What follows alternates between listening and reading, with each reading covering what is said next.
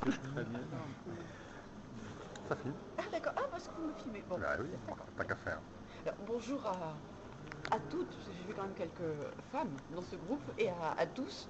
Donc je m'appelle Myrtille Bourgeois, je suis responsable du service médiation culturelle, et donc je vais m'occuper de vous pendant 1 heure et essayer de vous faire découvrir, peut-être pas forcément aimer, adorer l'art contemporain.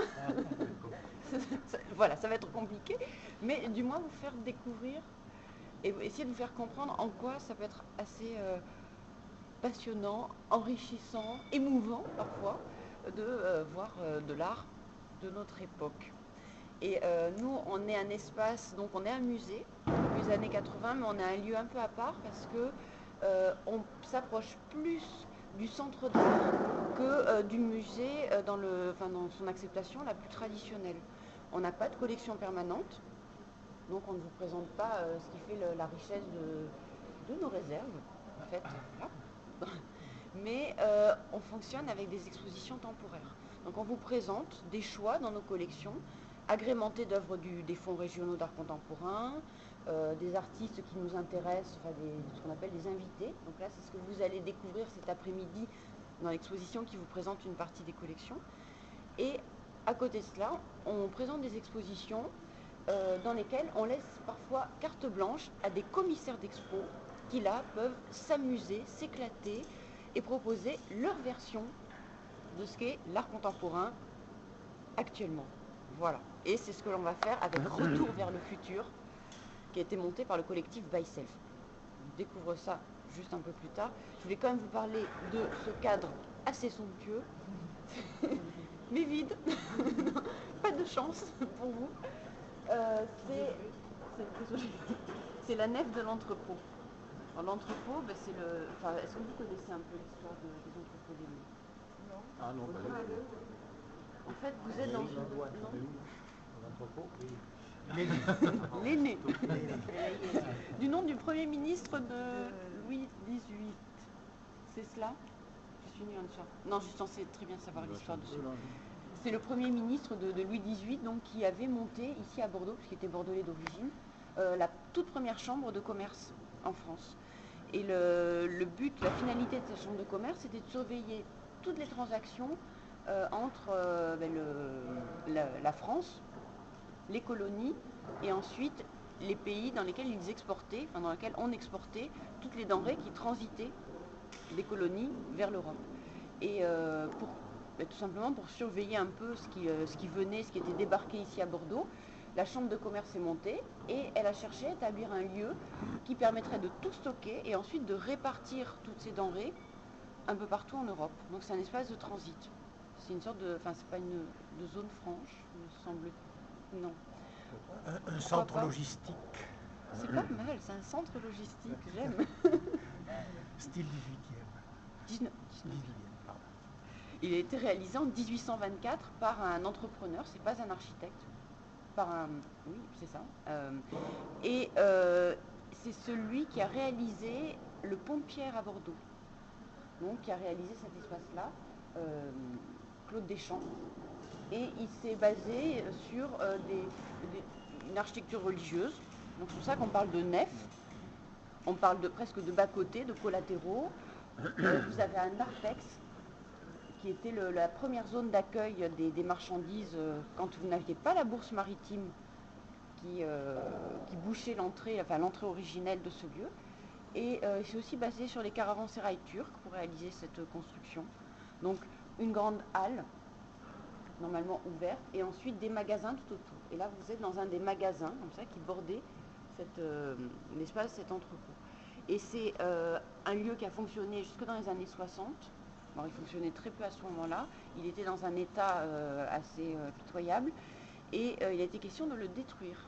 Il y a des personnalités de la ville de Bordeaux, dont Madame Chevron-Delmas, qui ont souhaité sauver ce lieu, parce qu'elle le trouvait tout simplement beau, austère mais beau. Et après, il a fallu trouver une destination à ce lieu. Et là, il y a des personnes qui se sont dit que ça pourrait être intéressant d'avoir une sorte de petit microcosme artistique ici. Donc vous aviez des associations artistiques, dont le CAPC, Centre d'art plastique contemporain. vous aviez des petites troupes de théâtre, le centre d'architecture qui était là, qui occupait l'espace. Ils ont monté le festival Sigma, qui a eu une importance énorme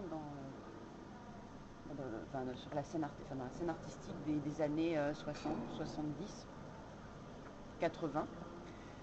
Et petit à petit, le CAPC a réussi à pousser tout le monde dehors, sauf Arc en Rêve, donc le centre d'architecture. On a pris une place énorme et on est devenu musée dans les années 80, musée municipal. Et on avait une chance incroyable puisqu'on avait des budgets assez conséquents qui nous permettaient de faire venir toute la fine fleur de la scène contemporaine vivante. Donc on a eu de très très grandes expositions. Daniel Buren, par exemple, a réalisé, vous connaissez, sûrement, il a réalisé une pièce somptueuse ici. Mais on essaie là encore de laisser carte blanche à de jeunes artistes. Daniel Buren était à ce moment, enfin plus très jeune, mais non. Il était déjà très confirmé.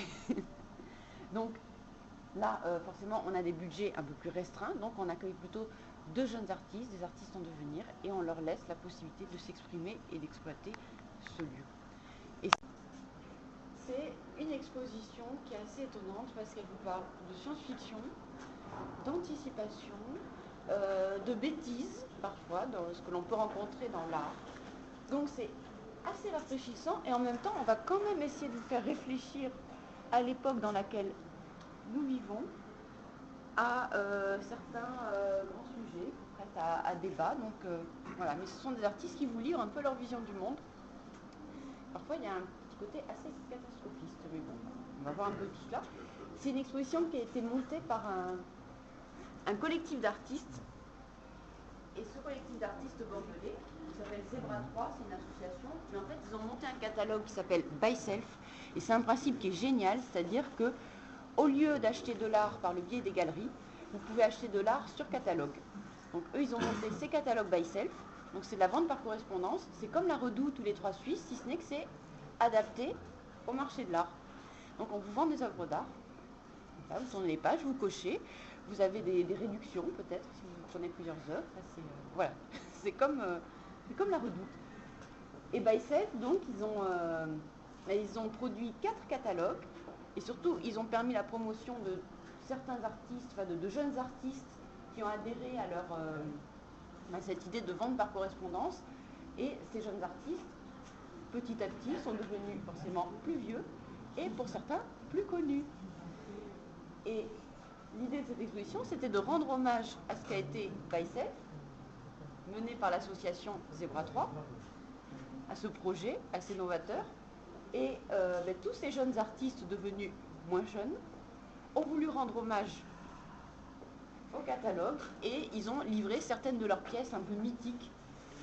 Et le but était de faire une exposition donc, autour de la science-fiction, parce que faire une exposition rétrospective pour Zebra 3, By Self, c'était il y avait un côté un peu morbide. Donc ils ont voulu faire une rétrospective prospective. Les anciens, mais aussi un regard tourné vers les jeunes générations d'artistes. Voilà. Et Retour vers le futur. Donc vous avez cette citation à un très grand film, cette très célèbre trilogie de Robert Zemeckis. Voilà, donc vous êtes dans cet esprit-là. Des bons vers le passé et des regards tournés vers la postérité. Et on vous a... Et même pas, là, je me prends tout dans l'éphémère. Non. Vous ne soufflez pas. On brûle le passé. Oui, mais éternellement. Et c'est ça qui est beau avec Tony Matelli. Donc, Tony Matelli, il vous propose des photos de lui, mais dans une sorte figée dans une sorte d'éternelle jeunesse. C'est lui.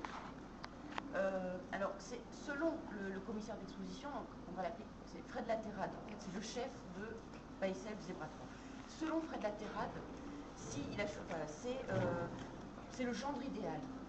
C'est le garçon que toutes nos mères souhaiteraient avoir à la maison, à demeure. Et voilà, il est d'une beauté incommensurable.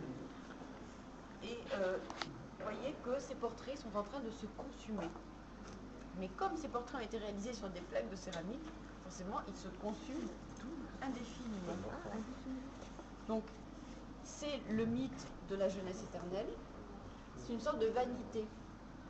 Si ce n'est que quand vous avez une nature morte, elle est en train de vous montrer le passage du temps. Elle est en train de vous montrer des fruits qui sont en train qui se flétrissent dans un compotier, par exemple. Donc c'est ce à quoi nous sommes soumis, un jour ou l'autre, à notre mort.